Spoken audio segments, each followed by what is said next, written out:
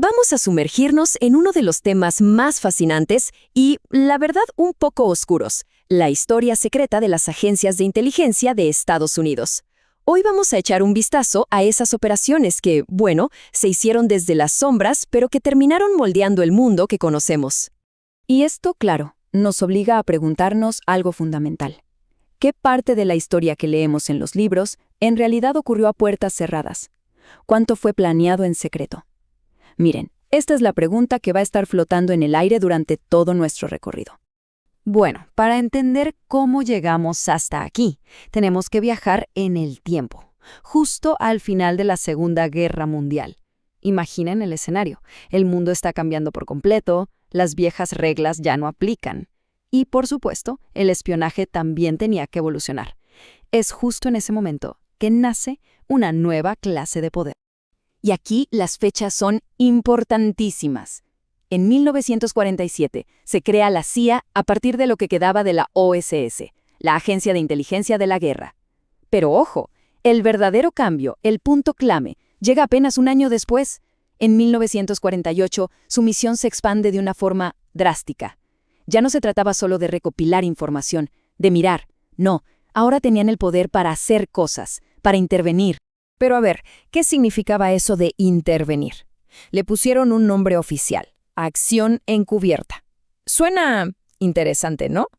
Básicamente es la habilidad de influir en lo que pasa en otros países, en su política, su economía, todo, pero sin que nadie sepa que el gobierno de Estados Unidos está detrás. Es actuar sin dejar huellas. Y créanme, este concepto es la llave para entender todo lo que vamos a ver a continuación. Muy bien, ya tenemos la teoría. Acción encubierta. Pero, ¿cómo se ve eso en la vida real? Para entenderlo, vamos a explorar uno de los casos más increíbles.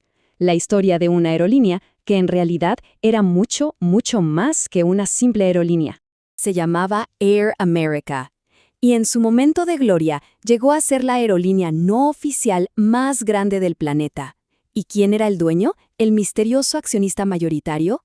Pues sí, la CIA. Estamos hablando de una flota completa de aviones volando por todo el mundo, llevando a cabo misiones secretas, y todo a la vista de todos. Y su lema es una joya. Cualquier cosa, en cualquier momento, en cualquier lugar. Más claro, imposible, ¿verdad? Esto no era solo un eslogan publicitario, era literalmente una declaración de principios, una forma de decir que no tenían límites. Y por lo que se sabe, cuando decían cualquier cosa, lo decían muy en serio. Se habla de vuelos de suministro completamente ilegales para alimentar guerras secretas. Incluso se ha dicho que transportaban heroína desde el famoso Triángulo Dorado en Asia. Pensemos en esto por un segundo. Una operación gigantesca con todo tipo de misiones turbias y todo pagado con dinero público. Ok, ya vimos el caso de Air America. Ahora vamos a otro nivel. Veamos cómo este poder de acción encubierta se usó para algo todavía más grande, para pelear guerras, sin estar ahí oficialmente, usando a otros países básicamente, como si fueran peones en el gran tablero de la Guerra Fría. Y para esto, el caso de Angola es del libro de texto. El país estaba sumido en una terrible guerra civil, pero esa guerra interna se convirtió en el campo de batalla de otros, de las dos grandes superpotencias, Estados Unidos y la Unión Soviética. Y claro, quienes sufrieron las consecuencias fueron los angoleños. La dinámica era la siguiente, y es bastante clara. De un lado tenías al gobierno, el MPLA, que recibía ayuda y hasta tropas de Rusia y Cuba. Y del otro lado a los rebeldes de UNITA. ¿Y quién los apoyaba a ellos? Pues Estados Unidos, con armas y dinero que llegaban a través de la CIA, por supuesto.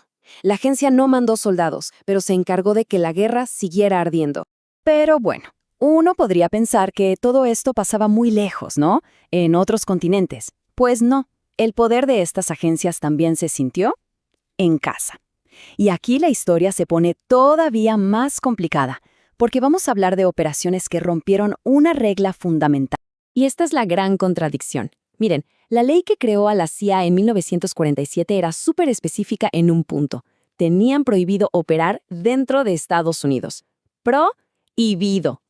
Pero en la realidad, bueno, la fuente que analizamos dice que esa restricción, digamos que no fue un gran obstáculo para ellos. Y no era solo la CIA. El FBI también tenía lo suyo. un programa con un nombre que parece de película de espías, COINTELPRO. Su misión, simple y directa: vigilar, infiltrar y básicamente destruir a organizaciones políticas dentro del país que consideraban una amenaza. Y todo esto, hay que decirlo, de forma completamente ilegal. Entonces, ¿cómo lo hacían? ¿Cuál era el método? Tomemos el ejemplo de los Panteras Negras. El FBI tenía como un manual, un libreto de jugadas. Paso 1, infiltrar. Metían informantes y agentes provocadores en el grupo. Paso 2, provocar. Usaban cosas como cartas anónimas para que se pelearan con otras pandillas para generar violencia. Y paso 3, desarticular. Hacían redadas, arrestos, acoso constante. Eran, en pocas palabras, una estrategia para demolerlos desde adentro.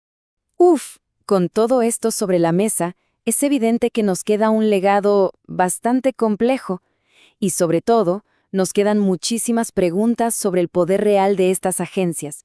Y bueno, sobre a quién le rinden cuentas, si es que le rinden cuentas a alguien. Y quizás no hay nada que muestre mejor la tensión que existía que esta frase. Se dice que el propio presidente Kennedy, en 1963, tenía un plan. Quería desmembrar a la CIA y lanzarla a los 4 vientos. Imagínense, el hecho de que un presidente siquiera considerara algo así nos dice qué tan polémico se había vuelto el poder de la agencia, incluso para la gente en la cima del poder. Y con esto cerramos. Pero volvemos a la pregunta del principio, una que sigue siendo tan relevante hoy como entonces. Cuando un país busca estar seguro, ¿dónde está la línea entre la seguridad y el secretismo? ¿Hasta dónde se puede llegar en las sombras? Y quizás más importante, ¿quién tiene el poder de trazar esa línea? Es una pregunta que definitivamente se queda con nosotros para pensar.